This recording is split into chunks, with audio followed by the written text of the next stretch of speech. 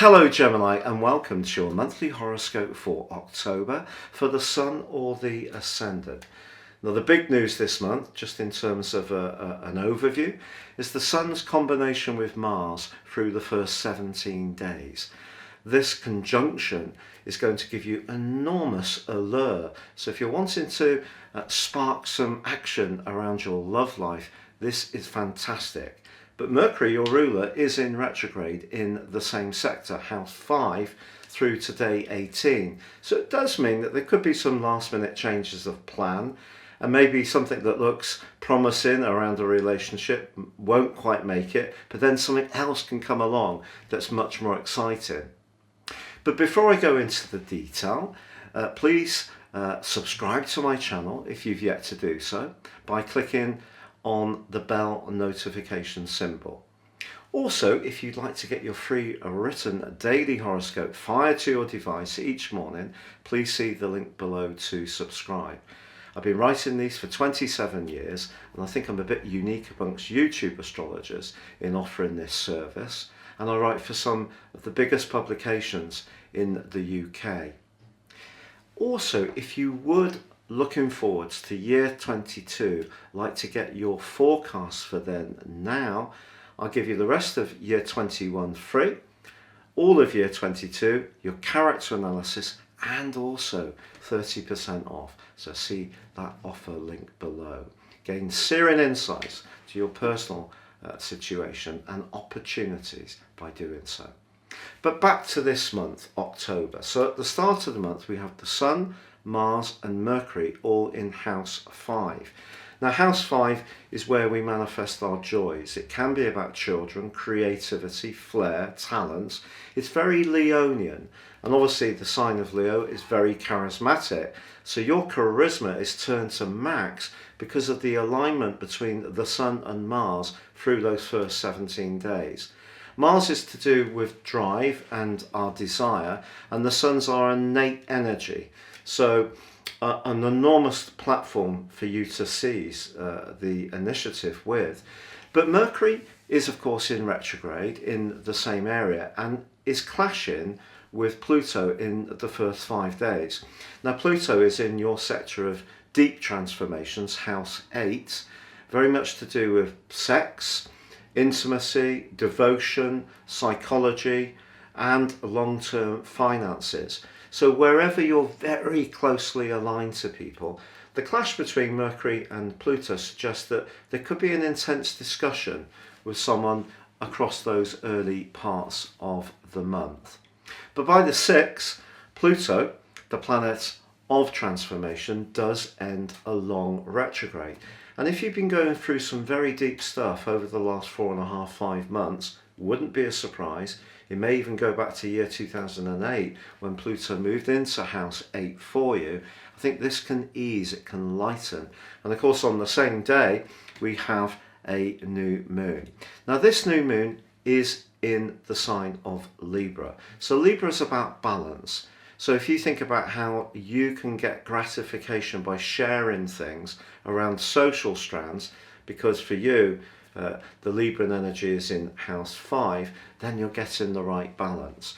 Now this new moon does embrace that passionate energy of Mars, and Mars alongside the moon can be a bit more volatile. And also, speaking of volatility, Uranus, the planet of revolution, freedom and truth, still in house 12 for you, very much to do with psychology, that's forging a tense quincunx with this particular new moon. So as much as you may want to go forwards with the things that inspire you, that are creative, where you can demonstrate your talents, you have to be mindful, I feel, of the psychology of the whole of your situation. And if you have been feeling unsettled or unwell or stressed out at times this year, it has been because of Uranus's square with Saturn. So Uranus is set to be in your 12th house for some time. So the more you embrace the parts of your nature that you may find a little difficult to accept, such as anxieties or fears, the more you take them into yourself, the more you can thrive. So I think in terms of demonstrating your wonderment, which you can do with this new moon, in a very passionate way in the month ahead, but you need to stay integrated with that more shadow side of your nature. Now on the 7th, Venus moves into your opposite sign, and that's absolutely wonderful because this is a sector of harmonization, house 7, and Venus is the planet of harmony. So a great opportunity to bring greater equilibrium to all sorts of associations. And then from the 10th through to the 16th, Venus angles magnificently with the stabilizing link of Saturn. So the relationships that are working well for you are going to be really flagged up handsomely during that period of time, and it can give you a sense of security. Now on the 11th, we have Saturn ending its retrograde. So that's another thing to hugely celebrate. That's been in the part of your situation to do with travel and truth. Now, we all know because of COVID restrictions that travel has not been freely available to many of us. So I think Saturn going forwards for you, if there's been a contractual matter that's been stuck, now it can be resolved. Also, on the 18th, your ruler goes forwards, Mercury. It doesn't come out of shadow until the 3rd of November, but I think if there has been some last minute changes of plans which have been frustrating, these can start to ease. But also on the same day, mighty Jupiter ends its 4-month retrograde, and that's something we can all celebrate. So having Pluto, Saturn, Mercury and Jupiter all go direct is something to really, really lift us all. Now Jupiter going forwards is in your sector of travel. So if there's something you want to expand, you want to be more adventurous around, you want to embrace the more philosophical side of your nature, with Saturn going forwards along with Jupiter in that area, then I think you can find yourself moving around a lot more freely. Now the 20th does see a full moon, and this full moon occurs in your sector of friendships and longer term planning, but it's opposed by the Sun position in your sector of joy. So I just think that it's possible that someone may feel that you've been a bit single-minded in going for what's right for you. But do you know, sometimes we have to be very single-minded in order to achieve our potential. And because Pluto's involved in the relationship of this full moon, it could bring into the open some politics around a close alliance. So, for example, it may be that you're attracted to someone around week 3, and from the 2 weeks from the full moon, you really fancy, but there may be something about them that you also find unsettling. Or it could be that in an existing relationship, jealousy, possessiveness or control may be issues that are blighting the freeing side of relating that appeals to all air signs. But remember, Venus is there in the background, supremely helpful to you. It's about diplomacy really, and all of our willingness to listen. And I think Venus in Sagittarius is about trying to be honest about the truth of our relationships, and obviously our truths can vary quite remarkably how we each see a different situation. But I think Venus in your 7th house is saying, even if there is some politics around this full moon or week 3, just try to stay as cool as possible. Now on the 23rd, the Sun moves and dives deep into the sign of Scorpio. Scorpio energy is of course about transformation, and that 8th house energy of Pluto is very redolent of this Scorpio transition. So you may find yourself thinking about a business matter, about a property investment, pensions, savings, anything to do with legacies or estates can all be discussed over the following month. Or in a more emotional context, you may find yourself more deeply involving yourself with anything of an esoteric nature.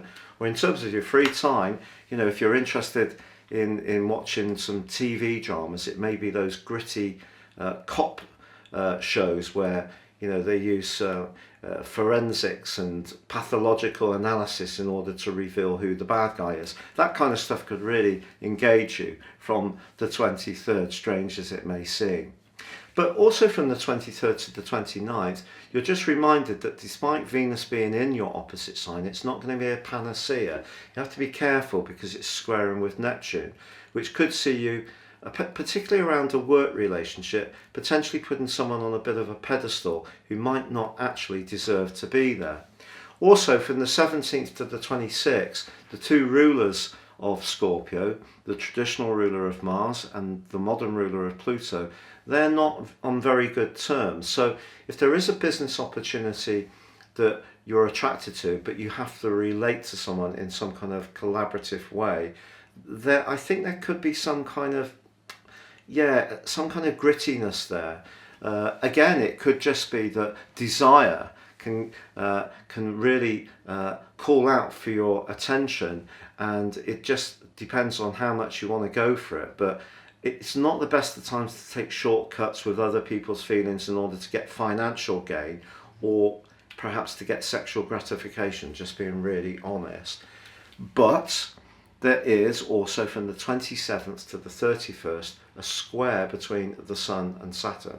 Saturn in your sector of truth and expansion. I know that Saturn's not often thought of in terms of expansion, but the house 9 can amplify things. And of course the Sun in Scorpio for you is very much about health, fitness, diet, organisation.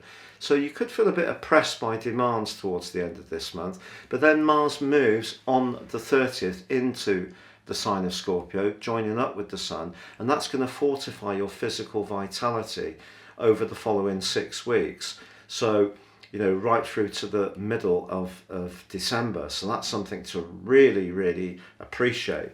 So to recap, Gemini, the first 2/3 of this month gives you an awesome opportunity to be more playful, creative, have fun.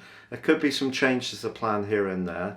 But then the last part of the month, the last 10 days, is much more intense, and a lot more politics can come into play. What I would say is that Jupiter and Pluto are in a semi-sextile all month. So whatever it is you desire, Jupiter's encouraging you to always stay with what's right from a more spiritual viewpoint. So balance desire with that inner sense of peace that you're doing the right thing. So if you keep that very much at the centre of what you're doing, I think it's very much going to keep you on track in a very positive way. Thank you so much for joining me. Stay safe, take care, and goodbye.